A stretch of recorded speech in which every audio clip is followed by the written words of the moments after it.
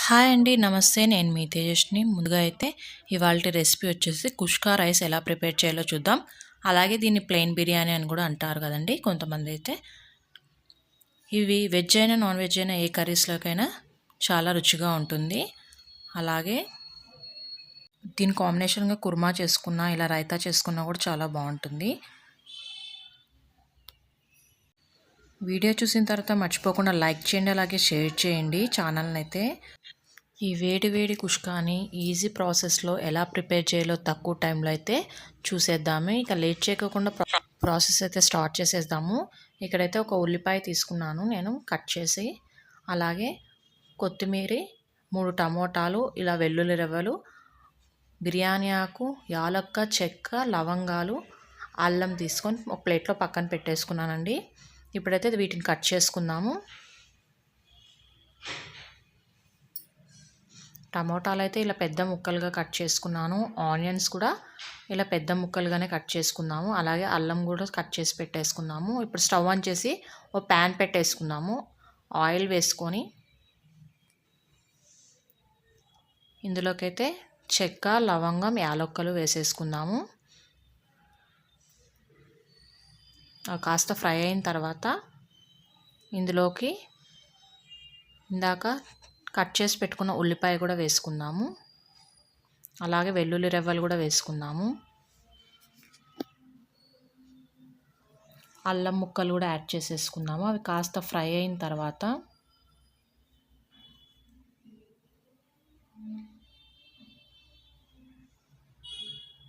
Cut చేసి పెట్టుకున్న ఓ 2 మిరపకాయలు వేసుకుందాము.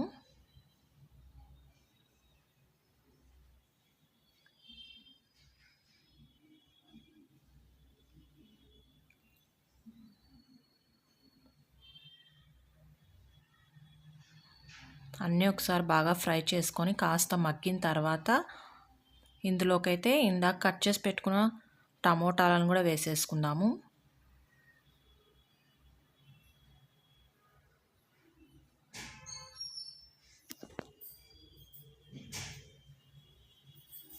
అవి కూడా కాస్త ఫ్రై చేసుకున్న తర్వాత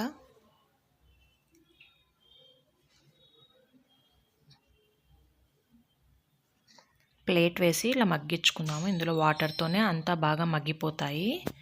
ఇప్పుడు ఇందులోకైతే కొత్తిమీర, పుదీనా 2 వేసుకుందాము. కాస్త ఫ్రై చేసేసుకొని మూత పెట్టేసి ఒక 10 నిమిషాల పాటు బాగా మగ్గనిచ్చుకుందాము.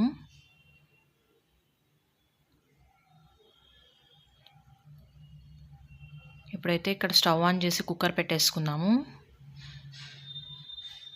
ఒక గెరిట ఆయిల్ వేసుకుందాము. ఆయిల్ బాగా వేడెక్కిన తర్వాత ఒక బిర్యానీ ఆకు, అలాగే బిర్యానీ పువ్వు వేసుకుందాము. 2 ఎండుమిరపకాయలు కట్ చేసి వేసుకుందాము. అలాగే ఇక్కడ ఒక ఉల్లిపాయ కూడా తరిగి వేసుకుందాము. అన్నీ ఒకసారి బాగా ఫ్రై చేసుకున్న తర్వాత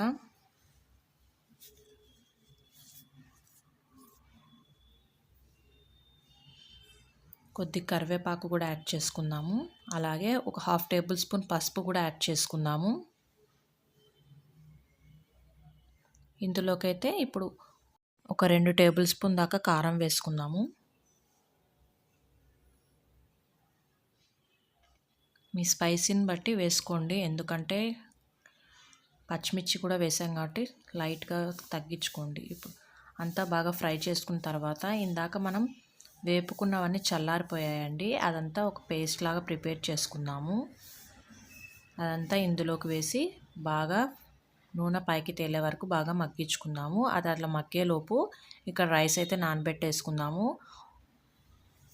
ఒక గ్లాస్ బాస్మతి రైస్ అయితే తీసుకున్నాను. అలాగే మామూలు రైస్ అయితే 2 గ్లాసులు, టోటల్గా 3 గ్లాసులు రైస్ తీసుకున్నాను నేనైతే ఇక్కడ.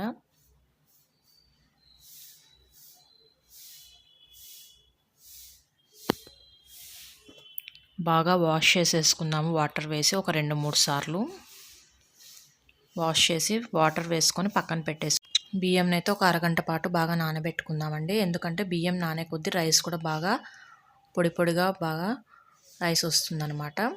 ఇప్పుడు మన మసాలా అయితే బాగా ఫ్రై అయింది. ఇందులోకైతే తగినంత సాల్ట్ వేసుకుందాము. అలాగే నెయ్యి కూడా 1 టేబుల్ స్పూన్ వేసుకుందాము.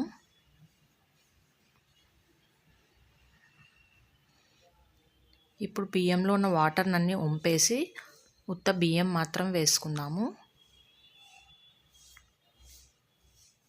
ఇప్పుడు బియ్యానికంతా మసాలా పట్టేటట్టుగా బాగా మిక్స్ చేసుకుందాము.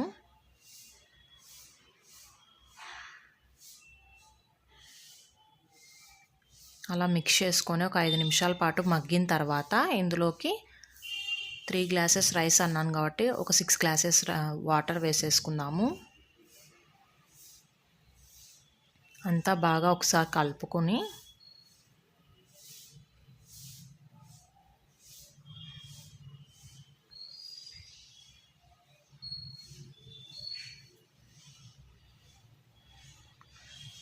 కుక్కర్కి అయితే మూత పెట్టేసి ఇక్కడ నేనైతే ఒక విజిల్ పెట్టేశానండి.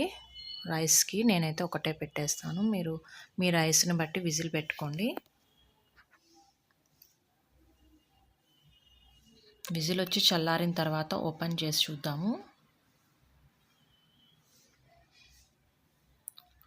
రైస్ అయితే ప్రిపేర్ అయిపోయిందండి.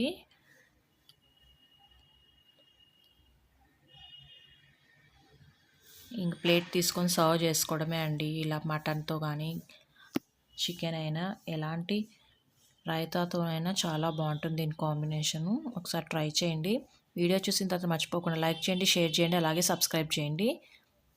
అలాగే మీరు కూడా ట్రై చేసి ఎలా కుదిరిందో కామెంట్ సెక్షన్లో అయితే తెలియజేయండి. Thank you so much for watching this video.